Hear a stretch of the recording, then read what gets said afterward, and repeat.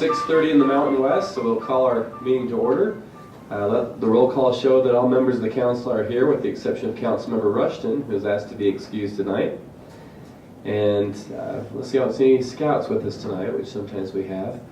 Let's go on to item. Oh, I skipped my opening ceremony. I always do that. Item 3 is our opening ceremony this evening, and we take turns each week as elected officials on who's in charge of the opening ceremony. And this week happens to be my responsibility. And you know, we have had a lot of interesting things and good things through the years in our opening ceremony. We've had everything from musical numbers and pledge of allegiances to invocations from the local mosque. We had one of the first Hindu prayers in Utah. We've had some different thoughts and inspiring things. And I met some new friends this week that have present some ideas that we have not seen in these chambers. So I thought it'd be appropriate for an opening ceremony to invite the Falun Dafa Association of Utah to present some thoughts and lead us in some meditations. And they'll explain a little bit about their group. You may have heard sometimes they're called Falun Gong. They're a group that started in China that have gone worldwide and have a number of followers who participate in this thought and meditation. And Utah has a vibrant community, and so we welcome Dave Thurston and Shou Yen and Patrice who are here with us. So we'll turn it over to you. Thank you, Mayor. Thank you, Council, for allowing us the opportunity to share with you a little bit. As you can tell, I'm actually not Chinese, but it is in fact Falun Dafa was founded in China, and it is in effect, it's a belief system focused upon wellness and health, as well as self-improvement. And that's where really I got interested in.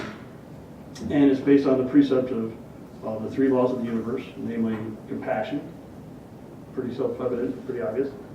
Forbearance, that's not only perseverance, but it's also patience and understanding, as well as truthfulness. Being honest, but as well as being honest with yourself. At least for me, that was perhaps the biggest challenge.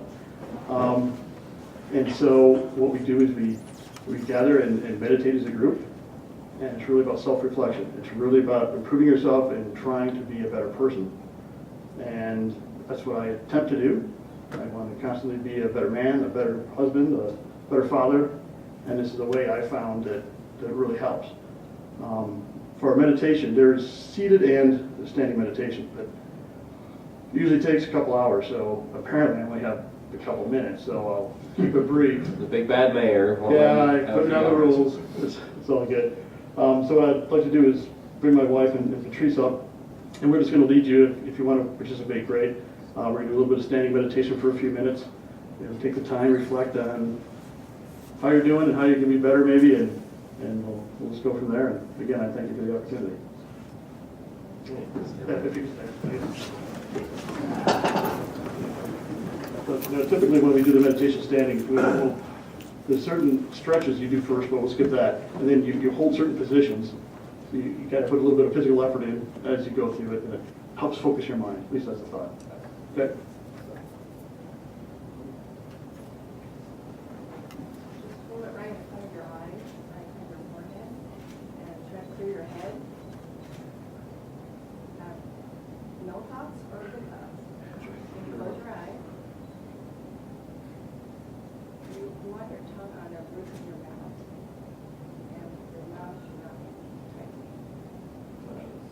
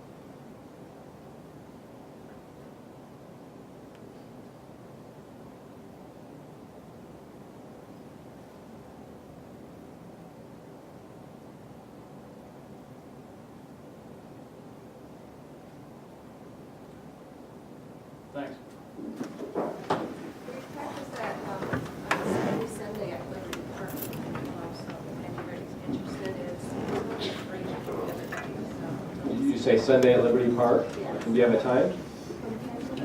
From 10 to 12. 10 to 12.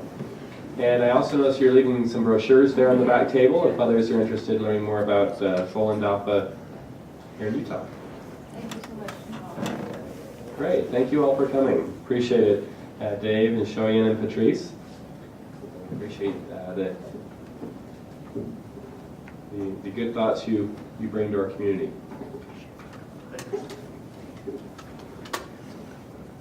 Item 5 this evening is the approval of our minutes. We have the minutes of May 28th for your consideration, Council. Move for approval of the minutes of May 28th, 2013. Second. Okay, we have a motion and a second. Any discussion to that motion? Okay, all in favor of approving the minutes, say aye. Aye. Those passed unanimously. Item 6 tonight is our quarterly division award.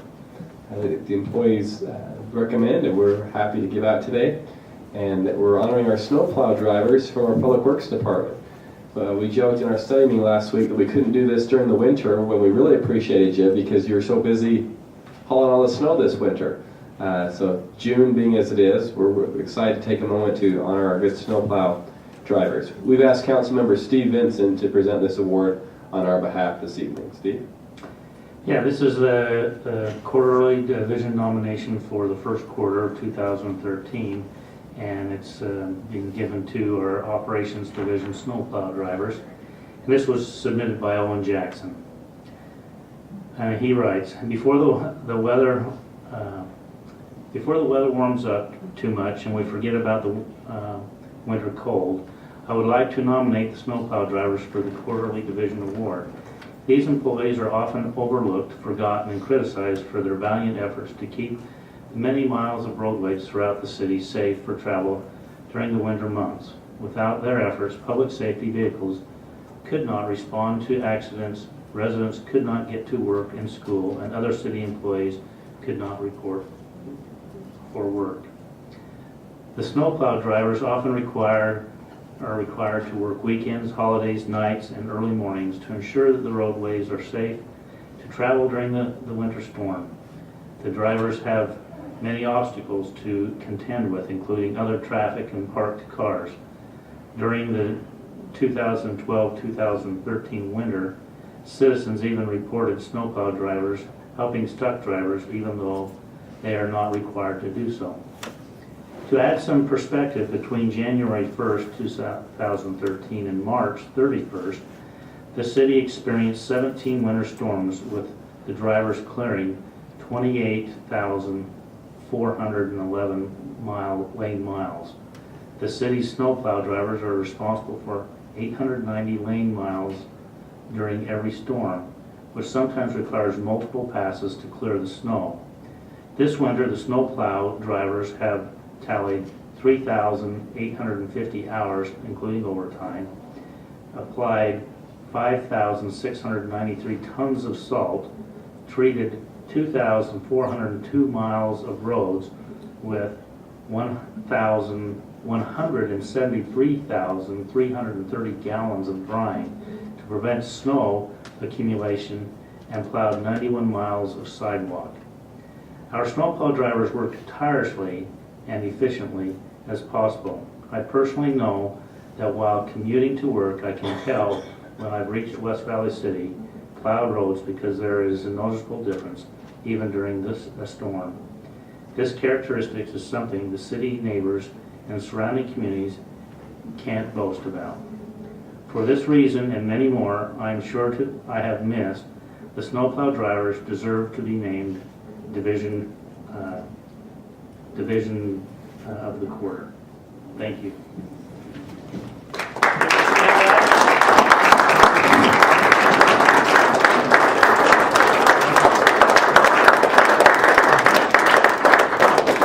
So we want to have each of you come and shake our hand if you'd like, and we'll pass this off. We do. We want to personally congratulate you.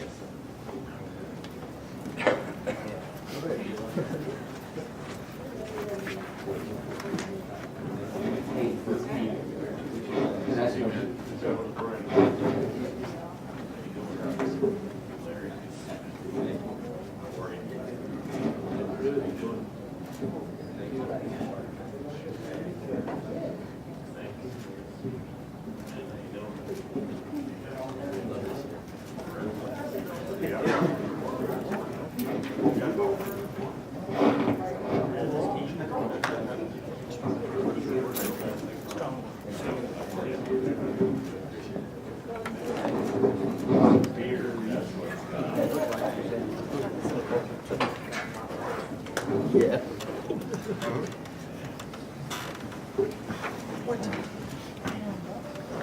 you going to say come back up for a workshop, Kevin? We were gonna do it after a while. Okay.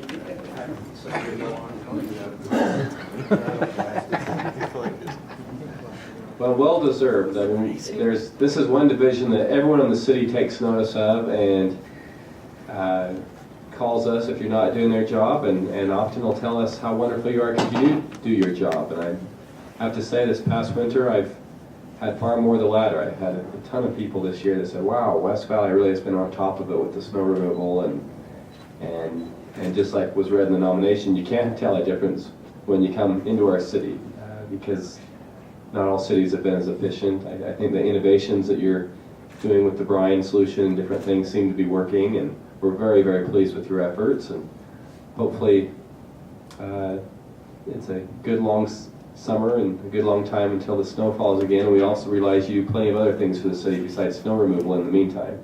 But we do especially recognize you for those efforts tonight. Council or Wayne, anything else you guys want to add? Pontificated enough, I guess. And then thank you, Councilman Vincent, for presenting that. And because we like you so well, we'll excuse you to head out and celebrate, or at the very least, pose for a photograph in the lobby there. So thank you all for coming tonight.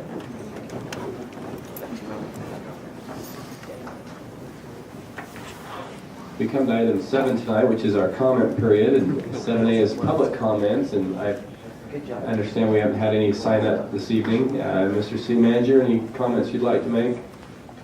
None, sir, thank you. Okay, council members? Okay, then we'll go to item 8 tonight, which is the many ordinances that we'll be considering this evening. We have ordinance 1325. Mr. Pilot, if you could introduce that, please. You bet, thank you, sir. So what we have before us is consideration for adoption of the 2012 editions of the International Building Code, the Energy Conservation Code. I'm not going to go read through the whole list, but there's a number of codes that you were briefed on last week, and these are ones that are adopted every 3 years as the state also adopts their version of them. Okay, thank you. Council, what's your pleasure on this one? Move for approval of ordinance 1325. Second. Okay, we have a motion and a second. Any discussion there? I have a question. Just kind of my same question. When the state thinks that we have to do this, what happens if we don't? The only thing that could happen if we did not is just possibly open us up to some potential liability or legal actions that could be brought by the state or by builders or entities that say, okay, you did not follow the building code in accordance with what the state did as it recommended, therefore you are in, violation or whatever concern they might bring. I don't think it's a bad idea. I just Curious as to. Well, if it's that important to the state, why wouldn't they just pass a state law and every little city doesn't have to? right. I guess it's not the way it is. Well, when it is our own ordinance, we Right, change so it we here are- as opposed to the state law. And the city can actually add to that. The state code is basically the basics, and the city can add. We can be More stricter to it. than the Be state. stricter. We just I can't believe that's correct, yeah. Sometimes I get myself confused as we redo this every 3 years, but I think that's correct. All right, good discussion. We have a motion. Did we? Yeah, we did. Motion. Oh, too many ordinances tonight. All right, all in favor of approval, say aye. Aye. That passes unanimously. Any need for an executive session tonight, anyone? Okay, then we can item 10, which is to adjourn.